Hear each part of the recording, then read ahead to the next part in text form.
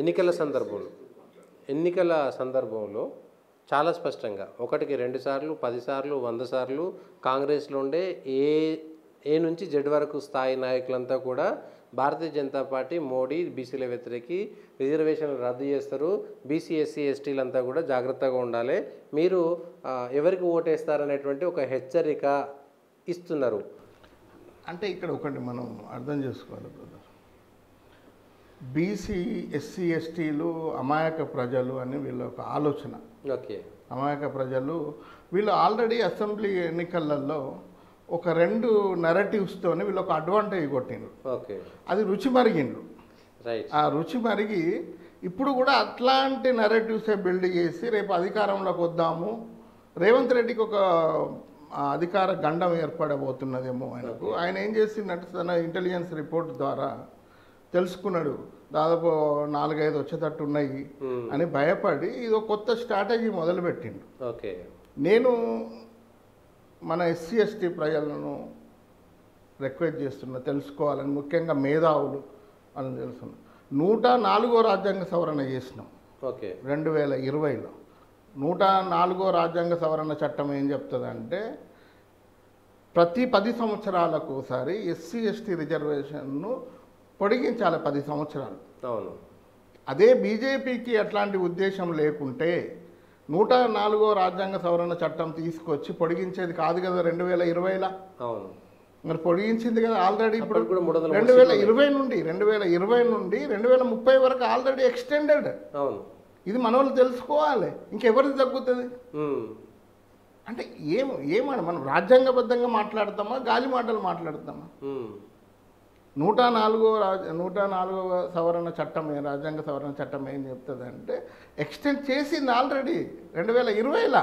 మరో 10 సంవత్సరాల వరకు పొడిగించిండ్లు, అయిపోయింది. 70 సంవత్సరాల నుండి 80 సంవత్సరాలు పొడిగించిండ్లు, ఇంకెక్కడ తగ్గుతుంది? మరి ఎందుకు ఈ భయాన్ని ఎందుకు సృష్టిస్తున్నారు? అంటే ఇక వాళ్ళ భయం, వాళ్ళ కోసం అంతే. ప్రజలు అది నమ్మేటువంటి అవకాశం ఉంటుంది కదా. అంటే అది అందుకనే కదా యాక్చువల్గా ఈ సమయంలో మన ఎస్సీ ఎస్టీ బీసీ నాయకులు మన ప్రజలకు చైతన్యపరచుకోవాలి, వాళ్ళకు విషయాలు చెప్పాలి. కానీ మీ వెనుక మీ బీజేపీ వెనకాల ఆర్ఎస్ఎస్ ఉన్నది. ఆర్ఎస్ఎస్ సిద్ధాంతం 2015లో వాళ్ళు అనుకున్నారు, 10 ఏళ్ల తర్వాత అంటే 2025కి వచ్చేస్తుంది. ఎంజీ వైద్యను ఇంకోరో చెప్పారు అట్లా. సో 2025కు వస్తుంది కాబట్టి మోడీ 400 సీట్లు అడుగుతున్నాడు. 2025 తర్వాత రిజర్వేషన్లు రద్దు, ఆర్ఎస్ఎస్ దాని వెనకాల ఉండి నడిపిస్తుంది అనేటువంటి మాట చెప్పిండు. ఇప్పుడే చెప్పనుకున్నాం కదా మనం 2004 సవరణ చట్టం ఏం చెప్తుంది, 2030 వరకు రిజర్వేషన్ ఎస్సీ ఎస్టీ రిజర్వేషన్ పెంచినాం కదా. అంతకుముందు ఆంగ్లో ఇండియన్స్ కూడా ఉండేది రిజర్వేషన్. అవును, అది తీసేసినాం. ఓకే, అవును. ఇప్పుడు ఆంగ్లో ఇండియన్ లేదు. మరి 2030 వరకు ఉంది కదా, ఉన్న తర్వాత ఇంకెట్లా తీసేస్తాం? అంటే ఇక రాజ్యాంగాన్ని రద్దు చేస్తారేమో అని. ఇంకా అదొకటి, ఇక మళ్ళీ కొత్త తమాషా రాజ్యాంగం. అసలు ఇట్లాంటి పదాలు మాట్లాడడము ఒక కాన్స్టిట్యూషనల్ పోస్ట్లో ఉన్న వ్యక్తులు, ముఖ్యంగా it is against constitution. Okay, ఒక రాజ్యాంగబద్ధమైన అధికారంలో పదవులో ఉన్న వ్యక్తులు రాజ్యాంగాన్ని మార్చేస్తాము అని మాట్లాడము రాజ్యాంగ విరుద్ధం అని నేను చెప్తా. ఈ దేశంలో ఏ పార్టీ కాదు ఎవ్వరూ మార్చలేరు. ఆయన రేవంత్ రెడ్డి అదే కోట్ చేస్తున్నారు. 2000 సంవత్సరంలో వాజ్పేయి గారు జస్టిస్ వెంకటచలయ్య కమిషన్ అపాయింట్ చేసిండ్రు అని అంటున్నారు. వెంకటచలయ్య కమిషన్ ఏంటి అంటే రాజ్యాంగం రద్దు చేసే కమిషన్. అది రాజ్యాంగం రద్దు చేసే కమిషన్ కాదు. అది ఏ సందర్భం ఏంటంటే 2000వ సంవత్సరం అంటే మనకు రాజ్యాంగము ఫోర్స్లకు 1950లో వచ్చింది. 2000 అంటే 50 సంవత్సరాల సందర్భంగా ఒక రివ్యూ కమిషన్ అపాయింట్ చేశారు. It's review commission.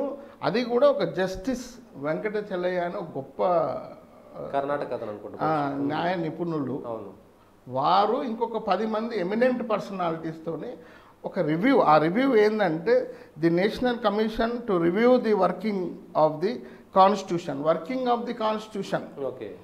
అది చేసిండ్రు. దాంట్లో చివరికి ఏం చెప్తారంటే వీళ్ళు అంటున్నారు ఏదేదో దానికి ఆయన కొత్త అర్థాలు తీసుకొస్తున్నారు. లాస్ట్కి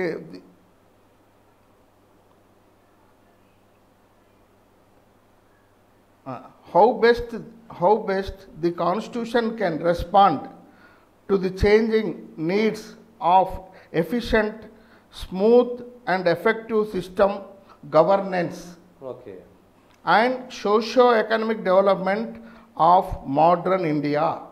ఇక్కడ నుండి జాగ్రత్తగా ఉండండి. Within the framework of parliamentary democracy and recommended changes, if any, that are required in the provisions of the constitution without interfering with its basic structure. Okay ఇంత క్లియర్గా చెప్పింది. సో వెంకటచల కమిషన్ ప్రకారము రాజ్యాంగాన్ని మార్చిన కమిషన్ అసలు దాని మీద ఒక రివ్యూ అండి, రివ్యూ అది బేసిక్ స్ట్రక్చర్ను ముట్టుకోకుండా అవును బేసిక్ స్ట్రక్చర్ను మార్చే ఎవరు లేరు. అవును ఎందుకంటే రాజ్యాంగం అనేది మనకు మనము రాసుకొని సమర్పించుకుంది, అవును ఏదో కాంగ్రెస్ పార్టీ రాసింది కాదు ఇది. అవును ఇది ఎంత అంటే అజ్ఞానంగా మాట్లాడుతున్నారు రేవంత్ రెడ్డి తన అధికారం కోసము. This is very unconstitutional, it is the same part on opinion. చెప్తున్నా కదా, సిగ్గనిపిస్తుంది ఇట్లాంటి కల్లిబొల్లి మాటలు చెప్పి తన పదవి కాలాన్ని పెంచుకోవాలని అనుకోవడము, ఏదేదో చెప్పడము. దానికి ఏదో ఇంకొకటి ఆయన ఇంకో మాట చెప్తున్నాడు, ఇది సీక్రెట్ డాక్యుమెంట్ అని. నేను గూగుల్ సెర్చ్ చేసి తీసుకున్నా, గూగుల్ ఎవరు చెప్పినా వస్తుంది. It is not at all open document, it's open document. More over దాన్ని పార్లమెంట్లో కానీ ఎక్కడ కూడా తీసుకురాలే. ఓకే రివ్యూ కమిషన్ వేసిండ్రు, దాన్ని స్టడీ చేసిండ్రు అంతే.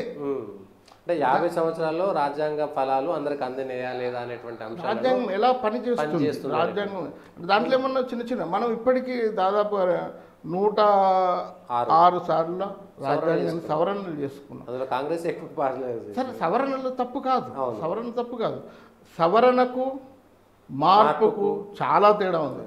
రద్దు మార్పు అంటే రద్దు అంటే మామూలు పొడి భాషలో మార్పు అని అంటారు, కానీ it's technical term amendment. Amendment మనం 100 సార్లు చేస్తున్నాం. అమెండ్మెంట్ అనేది జరుగుతూనే ఉంటాయి, ఇట్ కంటిన్యూస్ ప్రాసెస్ ఇది. దాన్ని ఇటు తీసుకురావడం అనేది చాలా ఘోరం. తర్వాత 106వ రాజ్యాంగ సవరణ మొన్న 6 డిసెంబర్ 1923లో 6 డిసెంబర్ అదేంటి 33% మహిళా రిజర్వేషన్. అంటే మీరు చూడండి, 102, 105 subjected to BCs to strengthen the reservations of BCs. 104 is subjected to SC ST political reservation extension 10 years for 10 years. SC ST అయిపోయింది, ఓబీసీలు అయిపోయిందా. 106వ రాజ్యాంగ సవరణ ఏం చెప్తున్నది, మహిళా రిజర్వేషన్ ఇంప్లిమెంట్ తీసుకొచ్చింది. 30 సంవత్సరాల కోరికను, అంటే జనాభాలో 0.5% ఉన్న ప్రజల కోసం, మనుషుల కోసం, ప్రజల కోసం, మాతృమూర్తుల కోసం తీసుకొచ్చిన చట్టం. అంటే ఇంత పకడ్బందీగా ఆలోచిస్తున్న భారతీయ జనతా పార్టీ ఈ కల్లిబొల్లి మాటలన్నీ మాట్లాడుకుంటూ కాదు. ఇది ఒక్కటే కాదు, జస్టిస్ రోహిణి కమిషన్ కూడా అపాయింట్ చేస్తాం 2017లో. జస్టిస్ రోహిణి తెలుగు వ్యక్తి కమిషన్. అది ఎందుకంటే వీళ్ళు సగం చెప్తున్నారు. మండల్ కమిషన్ రికమెండేషన్లో ఇట్ సెల్ఫ్ దాంట్లో ప్రతి 20 సంవత్సరాలకు ఒకసారి రివ్యూ జరగాలని చెప్పింది. Okay, mandal commission reservation 27% review గురించే లేదు. ఓకే, ఇప్పటిదాకా రివ్యూ చేయలేదు. అందుకనే అది ఏమైందంటే 97% ఉద్యోగాలు ఒక 25% కులాలే లబ్ధి పొందినాయి. ఓకే, ఈవెన్ మండల్ కమిషన్ ప్రకారం కూడా దాదాపు 2633 కులాలల్లో 97% జాబ్స్ 25% ఆఫ్ క్యాస్ట్లో కొట్టుకుపోయింది. దాంట్లో కూడా 25% ఆఫ్ జాబ్స్ ఓన్లీ 10 క్యాస్ట్లో కొట్టుకుపోయినాయి. ఓకే, ఒక 10 కులాలు దాదాపుగా 990 కులాలు, 87 కులాలేమో జీరో ఎంప్లాయ్మెంట్. అందులో ప్రభుత్వ నౌకరీలు అసలు వాళ్ళకి లేనే లేదు. ఓకే, అంటే భారతీయ జనతా పార్టీ మూల సిద్ధాంతం అంత్యోదయ, ది పూరెస్ట్ ఆఫ్ పూర్ను మనం చేయడం కోసమే జస్టిస్ రోహిణి కమిషన్ ఏర్పాటు చేసి దాన్ని కూడా ఓబీసీ రిజర్వేషన్ను కేటగరైజేషన్ చేయబోతున్నది. అంటే Bharatiya Janata party poorest of poor గురించి కూడా ఆలోచిస్తుంది. ఎస్సీ ఎస్టీ ఓబీసీలతో మహిళా జెండర్ ఈక్వాలిటీ కోసం కూడా 106వ రాజ్యాంగ సవరణ చట్టం మోడీ వచ్చినాక జరిగిన ఇవన్నీ 6 సవరణలు కూడా